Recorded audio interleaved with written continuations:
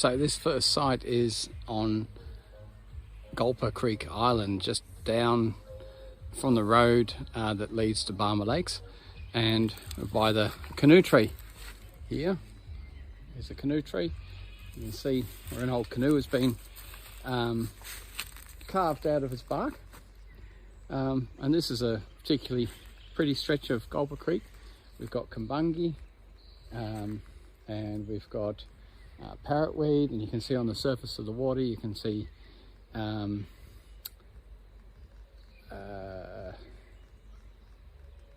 floating fern. And we've got a lot of other things, including moya grass on the edge. And as I was collecting the water, I could hear fish moving around in the water plants, and I could see a lot of shrimps. I know I've caught a few little fish and a few water beetles, so I'm looking forward to this sample.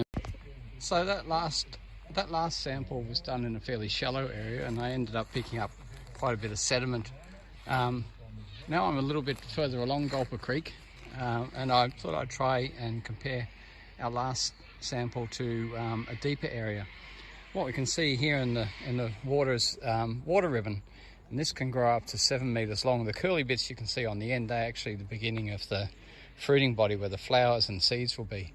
When they're really ripe, they'll float away.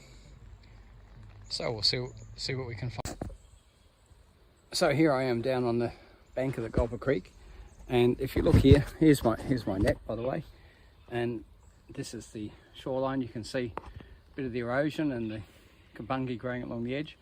If you look closely, you might even see a few yabby holes in the bank. So I'm down here standing on the roots of this big old red gum here, and I'm going to be scooping that net in like this. Here we go. Let's see what we can find. Nothing yet. So it looks like I got some nice clean water out of that lot, but certainly not as many bugs. There were fish hiding in behind the reeds along the edge, but it was really deep water. Nice and clean, but perhaps the bugs need more water plants to grow on, particularly water plants that are down the bottom of the bed. So, g'day again. I've stopped now by a little billabong just off the main Gulpa Creek. In the background I can hear a few ducks taking off. I've got my 2 other buckets that I've collected in the back of the car, and I'm about to go off and get some more. I really don't know what to expect from this site at all. I've actually never collected in a little billabong like this, and this one's particularly interesting because the area is recovering from fire. Last time we came out here, this was all bare, and you can still see the charred remains of the logs, so there would have been a bit of nutrient runoff into here. So you can see the red gums are coming back. They love a bit of flow, love to get their feet wet. And you can see these trees actually were burnt. You see how they're coppicing from the outside of their trunk. That's actually a response to fire. Now, I don't know how close I'm going to get because he's getting a bit spongy. This is kangaroo footprints. You see kangaroos have been coming through here. So we'll just see how we go. Now, on the surface of the water, we've got a lot of that floating fern, otherwise known as duckweed.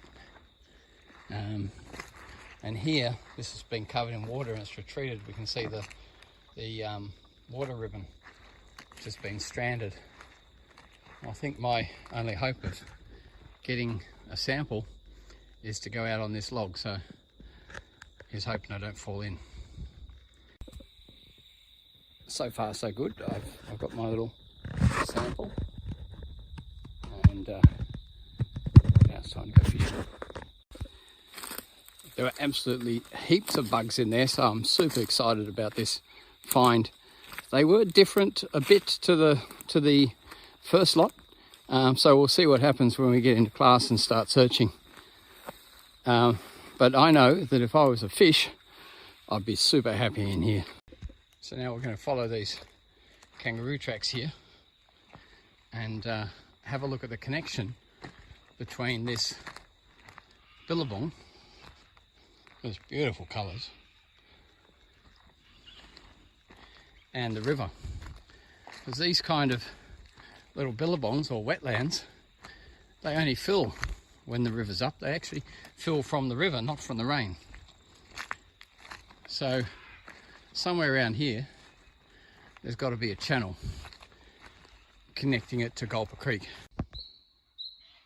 And here we are, here's the channel. This is where all that water came from. We're still quite a distance from the creek, and you can see it's quite dry. So any fish that would have swum in would have had to swim out before it dried out. Just in the background there, I can see a couple of purple crown moorhen, loving it. But while I was walking this way, I discovered something else. Another wetland, just here. Look at the size of this one. Awesome. Full of duckweed, and no doubt full of insects. So even if it's not full of fish, the native birds are going to love it. And that means they're going to breed. And that's good for our biodiversity and populations. Now, that doesn't matter whether you're a duck hunter or a conservationist or both. Everyone likes it when there's plenty of animals in the wild.